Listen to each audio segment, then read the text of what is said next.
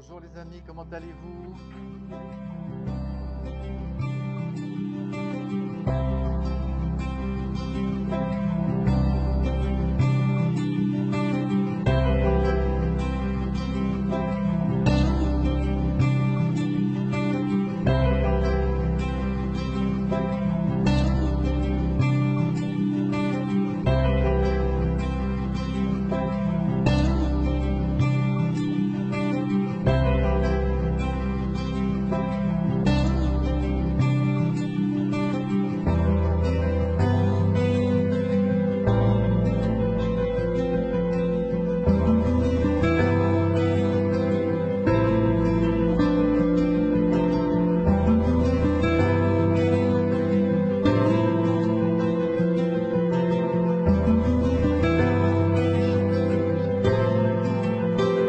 Et c'est là où il faut aller voir. C'est là où il y a l'ego dont tu parlais tout à l'heure, le moi, les peurs, les instincts, les forces, tout ce qui crée le chaos chez un être humain. Conscience, qu'on appelle la conscience, c'est-à-dire cette lumière sur les objets du monde extérieur.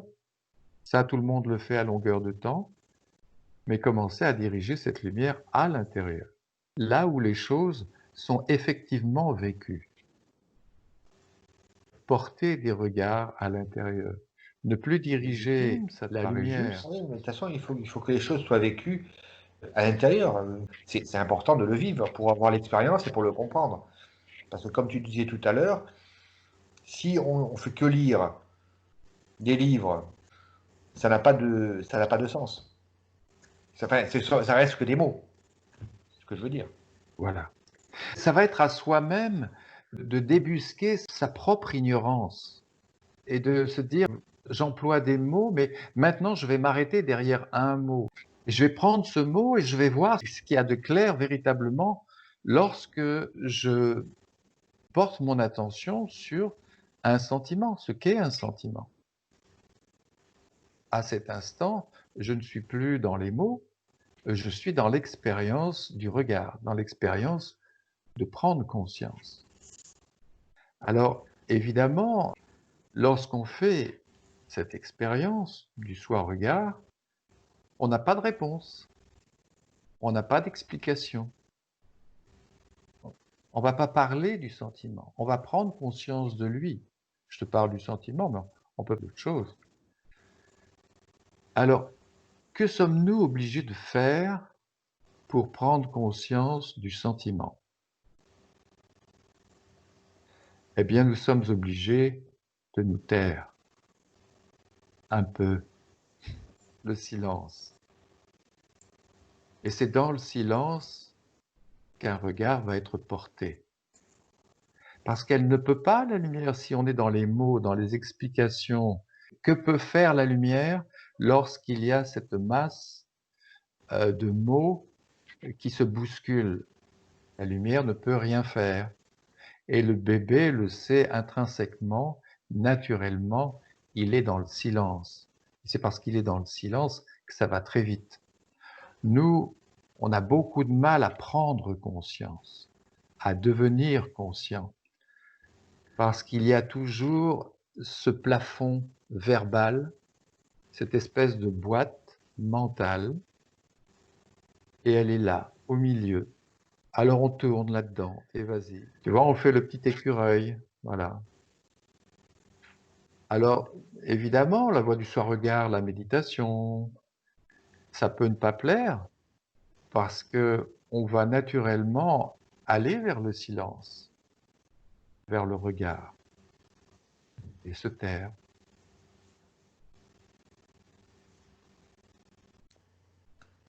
Il faut faire taire ce qui se passe à l'intérieur aussi. Ça, c'est dur, des fois. Et oui, c'est ça, c'est là où... Mais pour faire taire ce qu'il y a à l'intérieur, prenons conscience de ce qui se passe à l'intérieur. Ouais, Si c'est ça qui voilà. n'est pas facile. Alors, Je pourquoi c'est parle pas pour facile? moi, hein. Je parle en Non, non, général. non, non, non, non, pourquoi c'est pas facile? Tu as raison, Philippe. Parce que si tu, enfin, quand tu veux faire de la méditation, il faut d'abord vider ton esprit. Oui, C'est-à-dire oui. ne plus, si tu veux se centrer sur son intérieur et pas sur ses pensées que tu as normalement tous les jours. Enfin, normalement, pour ceux qui ont des pensées tout le temps sur le passé, sur l'avenir, sur le présent. Et donc, pour arriver à faire ça, il faut que tu retrouves, comme tu dis si bien, ta lumière, la tienne, pas celle de tes pensées. Les Alors, pensées, pourquoi ne pas se servir du phénomène lui-même des pensées pour prendre conscience de ce phénomène? On peut faire ce que tu dis en prenant conscience du corps. Voilà. Puis prendre conscience du corps va faire que le mental va s'apaiser. Il y a beaucoup de formes de méditation qui amènent à calmer le mental. Bien. Mais le mouvement du mental, le mouvement mécanique du mental, peut devenir lui-même l'objet de regard, l'objet de l'attention. C'est pas facile parce que, évidemment, on est très vite repris, mais ça va être une seconde de recul et de perception du mouvement mécanique. 2 secondes, 3 secondes, 4 secondes. Ces 4 secondes, ces 5 secondes, chaque fois que l'on portera un regard, vont être une expérience, c'est ça l'expérience dont tu parlais tout à l'heure, l'expérience de prendre conscience. Mais une expérience où l'on prend conscience ne reste pas une expérience en l'air, il reste toujours quelque chose d'une expérience. Si tu as porté ton attention sur le mental lui-même, tu l'as porté une fois, 2 fois, 3 fois, 4 secondes, 10 secondes, eh bien ces 10 secondes vont laisser une trace. Et cette trace va te permettre de pouvoir rester 20 secondes devant le mental, puis 30 secondes, puis un peu plus. Dans cet espace que tu crées, cet espace conscient, un champ de conscience va se créer. Et de plus en plus, tu vas pouvoir voir le mécanisme plus facilement. Il va devenir clair, tu vois?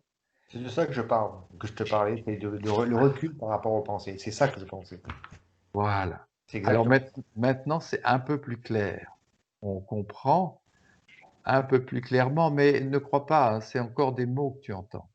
Il Oui, va non, mais falloir, il va c'est cette falloir que expérience-là. cette expérience dont je te parle maintenant, c'est là où l'aide est importante, J'essaie de le faire, ça. que tu la fasses par toi-même Mais je le fais, ça. et que tout ce qui est dit là par des mots, tu le vives en conscience par toi-même. Prendre conscience va devenir évident quelque chose. On va se dire, voilà, il y a juste une attention à porter, être contemplatif, prendre conscience de quelque chose, du mouvement du mental. Ah oui, mais je suis repris. Mais ça fait rien, c'est pas grave. Bien Ah, sûr, on est repris. Le mental est bien plus fort que nous, qu'une volonté. Ça fait des dizaines d'années que tu penses à longueur de temps et tu ouais. voudrais et on voudrait arrêter une mécanique comme ça. C'est ce que je voulais expliquer à Pascal tout à l'heure, là. Voilà. Que c'est difficile, mais bon, enfin, il faut s'entraîner, quoi. Oui, il faut s'entraîner et surtout comprendre ce qui est essentiel dans cette démarche. C'est pas la volonté d'un Jean-Pierre Dunal ou d'un Philippe Levent ou d'un ego quelconque. C'est une lumière. Ah, C'est moi, je te parle pas d'ego, hein. c'est une lumière qui a ce pouvoir de prendre conscience. Voilà. Et cette lumière, on va voir qu'elle est l'énergie, la flamme qui est à l'origine de tout. C'est elle qui est l'essentiel. Alors, plus on va prendre conscience de cette lumière qu'il y a en nous, de cette capacité, de ce pouvoir, et plus la lumière va être au centre de notre vie. Donc, nous voilà aux prises avec notre mental. Nous comprenons que ce ne sont pas les explications, ce ne sont pas les livres, ce ne sont pas les commentaires, mais c'est le silence et les regards portés. Il n'y a que ça qui puisse nous délivrer, en quelque sorte, de ce piège de la mémoire que l'on appelle le mental. Si vous avez des choses à dire, allez-y. En tout cas, à Philippe, ça a déjà commencé d'ailleurs, les regards. La prise de conscience et la voie du sans-regard, ça a déjà commencé puisque au tout début de la discussion, il disait qu'il se rendait compte que justement, il y avait beaucoup de mental, beaucoup trop de mental. Et pour s'en rendre compte, il fallait bien qu'il y ait cette lumière, c'est grâce à cette lumière intérieure. C'est la même lumière qui va nous permettre de boire, de goûter un verre d'orange. Tu bois un verre de jus d'orange, par exemple, tu ne peux pas goûter le verre de jus d'orange s'il n'y a pas cette lumière de conscience. On ne peut pas apprécier un joli jardin avec des fleurs s'il n'y a pas cette lumière de conscience. C'est la même. Et on ne peut pas prendre conscience de ce à quoi on est en train de penser s'il n'y a pas cette lumière de conscience. Donc, tu as déjà commencé. Moi, ça fait un moment que j'ai commencé là-dessus. Hein. Oui, mais n'empêche que ça y est, tu as des premières perceptions, puisque tu peux dire que parfois tu penses au futur, parfois tu penses au passé, parfois tu te rends compte qu'il y a trop de mental, mais tout ça, c'est des prises de conscience déjà. Ce sont des prises de conscience. Alors, c'est des premières prises de conscience, mais en fait, on est déjà dans la voie du sans-regard, puisque tu peux dire que parfois, tu es trop dans ton mental. Ça veut dire qu'il y a eu une prise de conscience de cette situation. Sinon, tu ne pourrais pas le dire. Et la voie du sans-regard, ou la méditation, si tu préfères, c'est prendre conscience de ce qui se passe au niveau physique sensoriel quand on mange un plat, ou qu'on regarde un paysage, ou qu'on lit d'ailleurs aussi un bouquin. Quoi qu'on fasse au niveau physique sensoriel, il faut cette lumière pour qu'on puisse vivre, être conscient de ce qu'on est en train de faire. Eh bien, au niveau mental, c'est la même chose. Quand tu dis que tu penses trop, qu'on pense trop, ça veut dire qu'il y a une prise de conscience de ce phénomène. C'est la même prise de conscience. C'est donc la même lumière qui va nous permettre de découvrir comment fonctionne le mental. Pourquoi on pense à telle ou telle chose. D'ailleurs, on peut se demander, tiens, pourquoi je pense à ça en ce moment? Et là, on s'arrête de parler, et c'est cette lumière qui va nous dire, nous révéler pourquoi, à tel moment, par exemple, on est en train de penser à telle chose plutôt qu'à une autre. Alors, on n'aura peut-être pas la réponse tout de suite, mais si on est attentif grâce à cette lumière, à un moment donné, on va dire, ah oui, voilà pourquoi je pense à ça. On saura pourquoi. Sans penser, justement. C'est la pensée qui va devenir l'objet d'observation grâce à cette même lumière qui t'a permis de dire au début de la conversation, oh, je pense trop, parfois je pense au futur, parfois je pense au passé. C'est cette lumière qui t'a permis de dire ça, mais il y a eu d'abord une prise de conscience et après, tu as dit, voilà, je pense trop au futur ou trop au passé. Voilà. Et ça, c'est savoir prendre du recul, comme l'a dit Jean-Pierre tout à l'heure, par rapport à nos pensées, les regarder si tu veux. C'est le regard que tu as sur les pensées que tu as. Et ça, Jean-Marc, j'en ai discuté avec Jean-Pierre une fois, je suis allé chez lui. Je crois qu'on a eu 4 heures de discussion là-dessus. J'ai des expériences dans ma vie qui font que j'ai pris conscience de prendre du recul par rapport aux choses et de me poser et de les regarder et de m'adapter et vraiment prendre du recul. Parce que si tu n'arrives pas à prendre du recul par rapport à ce que tu penses ou ce qui t'est arrivé, tu as du mal à avancer. Tu ne peux pas avancer. Tu comprends? Bon, je peux avancer que comme ça. Je vais t'expliquer, Jean-Pierre, il est au courant de certaines choses. Moi, j'ai eu mon fils, 33 ans, qui était beaucoup dans ces domaines-là. D'accord? Donc, j'en ai discuté avec lui. Et bon, il est décédé maintenant. Il a eu un cancer. Et j'ai eu d'autres personnes qui sont décédées violemment. Et tout ça, Tout ça, ça m'a permis de prendre cette lumière et de prendre le recul et de les regarder. Et de me dire, voilà, c'est comme ça. Si je n'accepte pas ces choses-là, j'arrive plus à avancer. Je me tire une balle dans la tête, comme on dit. C'est pour ça qu'il y a des gens qui se suicident. Ils prennent pas le recul. Tu peux pas avancer quand tu n'as pas de recul. Quand tu prends pas conscience de ces lumières-là. Enfin, c'est ce que je pense, c'est ce que je vis, c'est comme ça que je vis. Donc, quand je te dis je pense beaucoup, euh, je prends du recul sur toutes mes pensées. Et j'en prends conscience. Des fois de suite, des fois le lendemain, des fois les minutes suivantes. Mais j'essaie tout le temps de représenter dans ma tête ce qu'est cette pensée et pourquoi j'ai pensé comme ça. Et des fois, c'est souvent à tes colères que tu te justifies. Tu t'engueules avec quelqu'un, tu dis quelque chose à quelqu'un, et c'est cette chose-là, c'est pas lui. Lui, il y est pour rien. Mais c'est toi qui es en colère après toi-même, des fois. Ou alors que tu es vexé par rapport à d'autres choses. Et si tu ne prends pas ce recul-là, tu n'arrives plus à discuter. Tu vois? Donc, c'est vrai, j'ai beaucoup d'expérience à apprendre encore, et je m'entraîne tous les jours. Alors la porte est ouverte.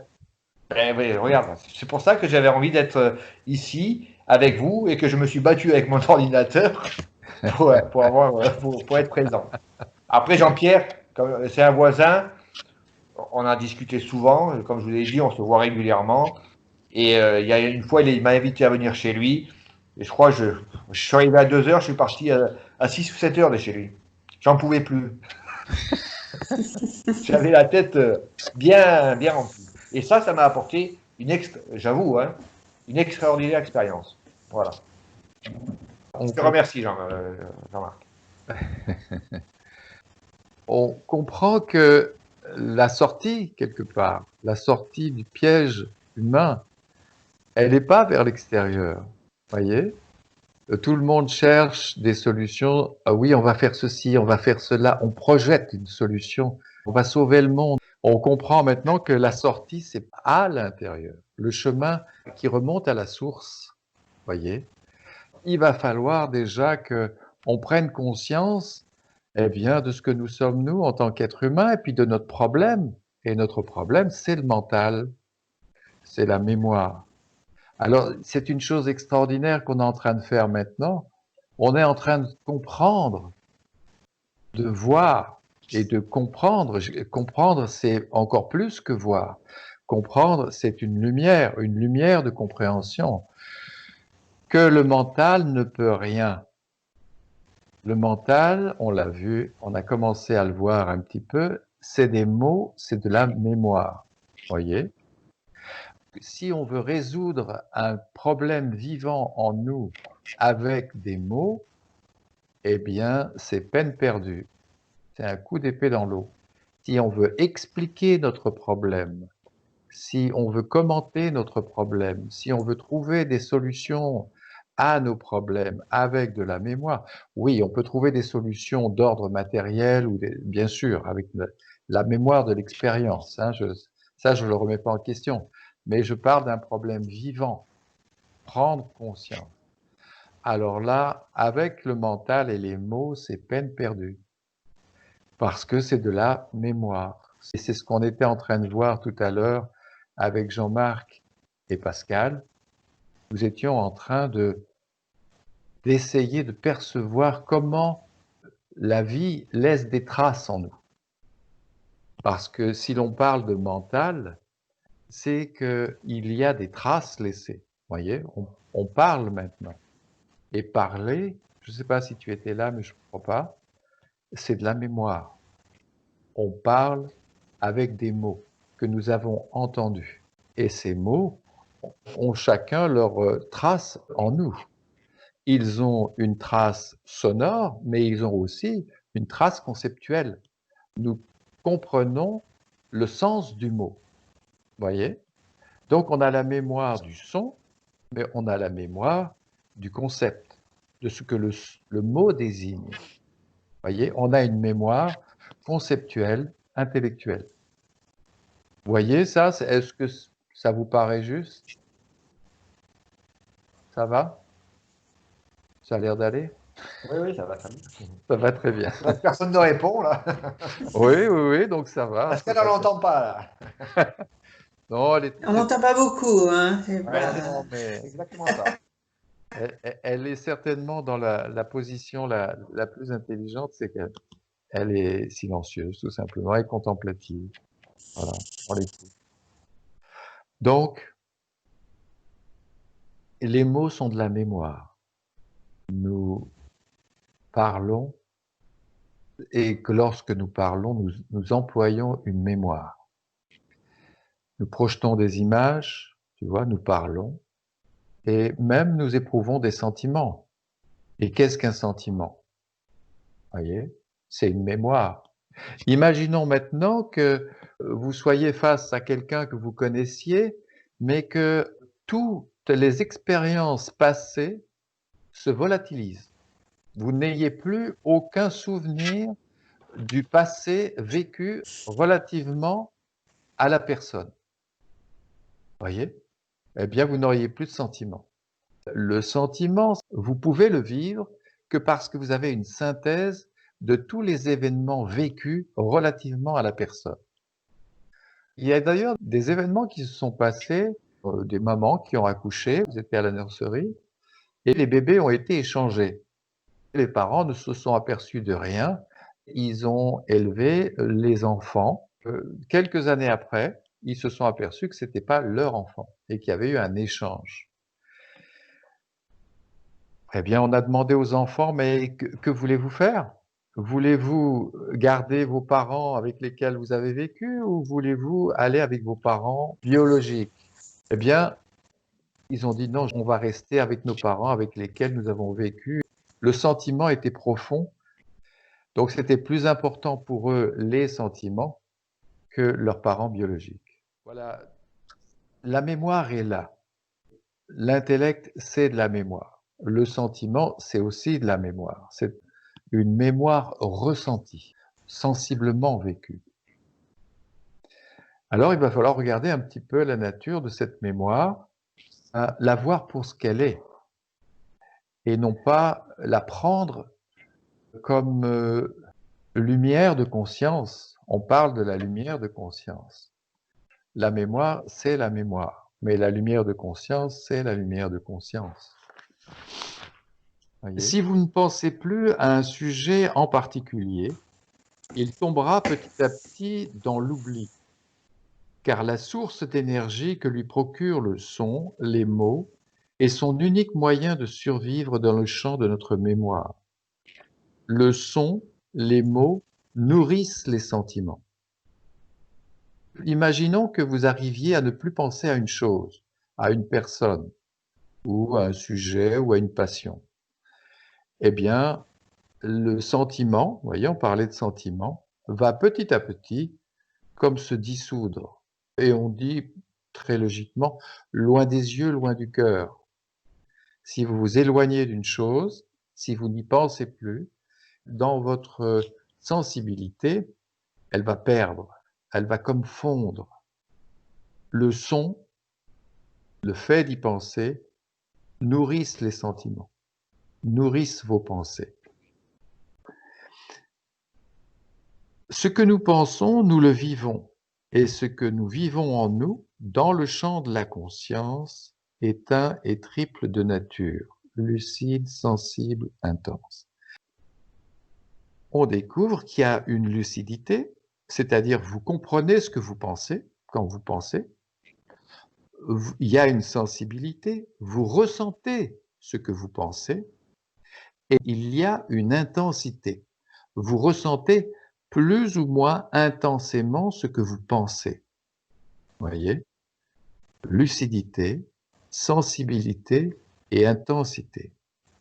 Ces trois sont les trois aspects de la vie en vous, même les trois aspects divins.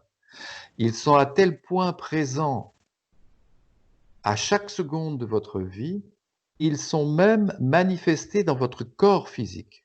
Votre corps physique a trois parties distinctes. La tête, vous voyez, la lucidité, le plexus et tout le champ émotionnel, les poumons et le plexus, l'aspect sensible, et la puissance, l'intense, le sacrum.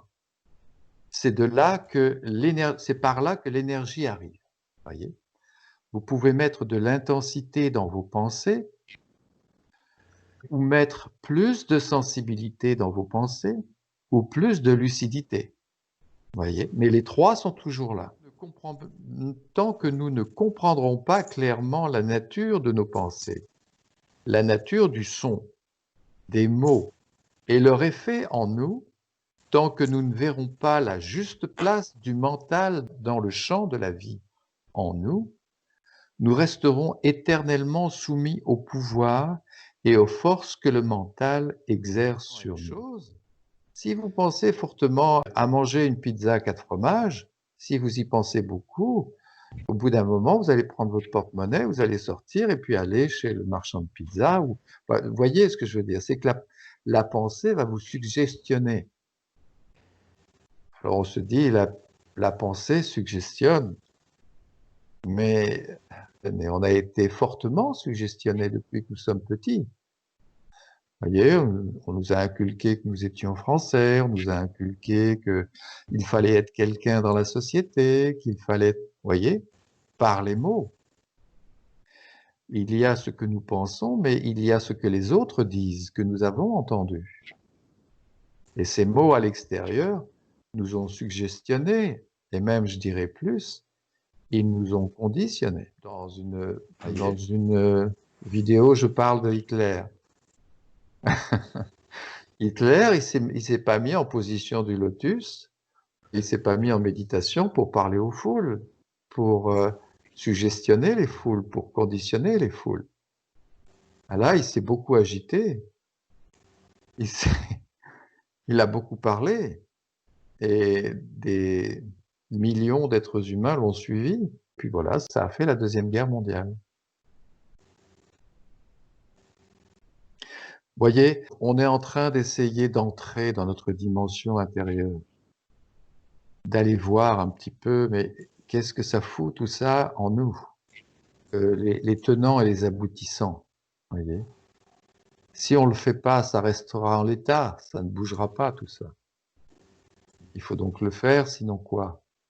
On ne change pas, il n'y a pas d'évolution, on vit et puis on meurt, on nous a conditionnés, voilà, on a bien travaillé, on a été des bons sujets socialement parlant, ici et là. Voyez bien ceci, sitôt que nous pensons, le moi apparaît.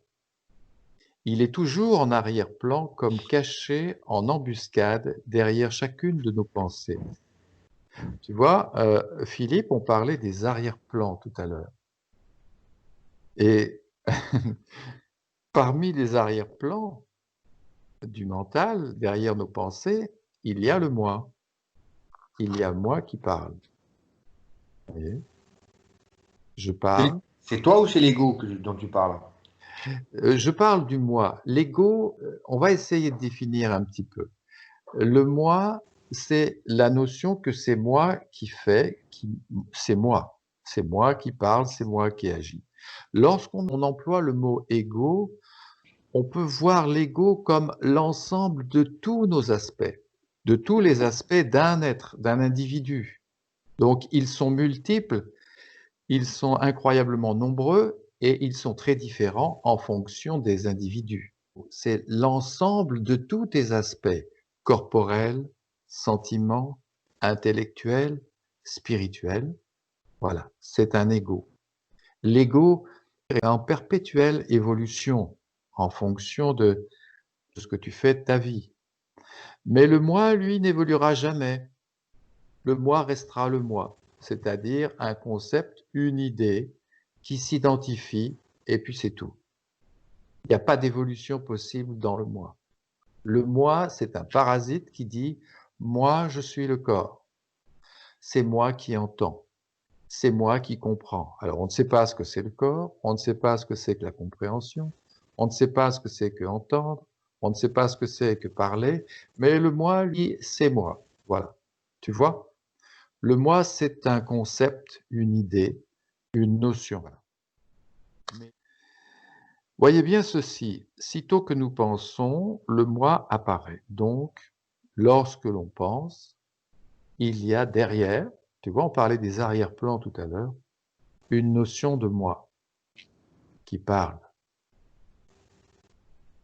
Il est comme caché en embuscade. Il est là. Pourquoi les gens aiment parler? Tu as remarqué que les gens aimaient parler? Parce que le moi est derrière.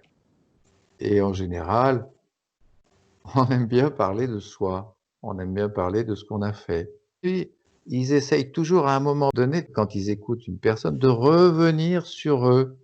Alors, on écoute un petit peu, parce que bon, on est poli quand même. On revient, puis on parle de soi. Voilà. Tu vois, il y a quelque chose qui jouit de parler de lui, si tu veux. Ben, c'est le moi. L'intellect, ça le dérange pas, lui. Lui, c'est l'intellect, il faut bien voir ça, c'est un outil. C'est employer des mots. Mais qu'est-ce qui, derrière, prend plaisir à parler? C'est le moi, c'est pas l'intellect. Le mot personne veut dire qui est par le son. Le son est par excellence le support du moi. Dès que nous cessons de penser, le moi semble comme se volatiliser, diminuer en intensité. Si on va dans la nature et qu'on est dans la contemplation des montagnes, dans la contemplation de la mer, on va pouvoir apaiser un petit peu ce mental. Et on va sentir en nous que quelque chose s'apaise, que des tensions s'apaisent. Et ça va être très agréable. Voyez? Si quelqu'un sait véritablement profiter de la nature, voyez, il va se remplir d'elle. Il va se remplir des vibrations de la montagne, de la mer. Et il va calmer beaucoup son mental. Mais voilà, si une personne arrive, la notion de moi revient et les mots reviennent. Nous allons nous rendre compte que nous sommes très identifiés. Si on regarde l'objet auquel on est identifié, il n'a aucune relation véritable avec le moi. Le corps est un corps physique, il est une entité. Le cœur bat, bien. Il y a tout le système sanguin, il y a les cheveux qui poussent, les ongles qui poussent, les yeux, les pupilles à chaque seconde réagissent. Tout ça, c'est pas nous. C'est le corps lui-même, il a sa propre intelligence, il a une supra-intelligence. Mais un petit moi vient et dit, eh bien le corps c'est moi, et moi je suis le corps. Bien, oh. Un corps c'est quelque chose de très complexe, de très compliqué. On aurait plutôt tendance à remettre toutes ces choses extraordinaires autour de nous à la vie elle-même, voyez. Alors, ce qui peut ne pas plaire dans le domaine spirituel, c'est que le moi, on va le mettre un peu de côté, et puis on va le voir pour ce qu'il est. Et puis on va voir la vie pour ce qu'elle est, elle. Totale contemplation. Ou bien si nous sommes absorbés dans un travail, notre notion de moi n'est plus présente. Avez-vous remarqué ça? On va s'arrêter après ça parce que ça fera quand même 2 heures, j'avais même pas vu. Que lorsque vous êtes absorbé dans quelque chose, eh bien, il n'y a plus de moi. Vous êtes total dans ce que vous faites, total dans la contemplation, total dans l'écoute, lorsque vous écoutez de la musique, et vous êtes apaisé. Il n'y a plus de tension. Vous voyez, c'est assez simple finalement. Voilà, on est en train de tailler un short au mois, mais, mais ça se fait naturellement parce que on découvre la nature de la vie. Et voyant la vie telle qu'elle est dans sa nature, c'est-à-dire que le mental ne nous appartient pas, que le corps ne nous appartient pas, que la compréhension ne nous appartient pas, la connaissance ne nous appartient pas. Voyez, on remet tout à la vie. Et puis, On est libre. Est-ce qu'on ne Le pourrait moi. pas être libre en gardant un peu le moi? Eh ben non. Alors, souvent, les gens rebroussent chemin lorsqu'ils commencent à entrevoir le fait que le moi est remis en question, que la personne est remise en question. Eh bien, ces gens-là ne goûteront jamais à ce que Jean-Marc est en train de vivre actuellement, à cette paix profonde, quelque chose qui est au-delà de toutes nos complexités, au-delà de tous nos méandres, du mental, de la mémoire, et qui est la véritable liberté, celle qui se trouve dans l'instant présent.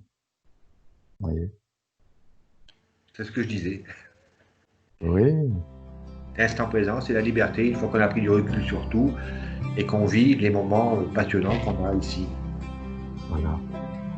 Là, on ne pense plus à rien d'autre que à ce dont on parle. On n'aurait même plus besoin de parler. Exact.